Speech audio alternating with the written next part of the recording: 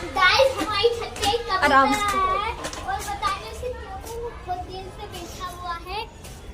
इसे देखो उल्टी पाला है भी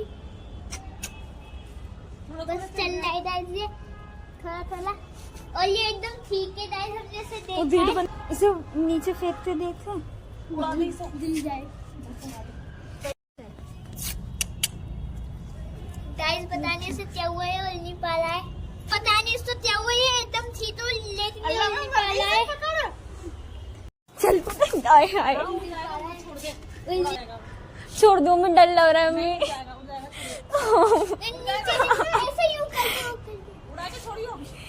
ऐसे से उड़ाने की कोशिश हो रही है तो नहीं गिरेगा ना। अरे यहाँ से यूं कर दे चाहे वो गिर जाए। उड़ा दे, ऐसे करके उड़ जाएगा ना ये। छोड़ दे।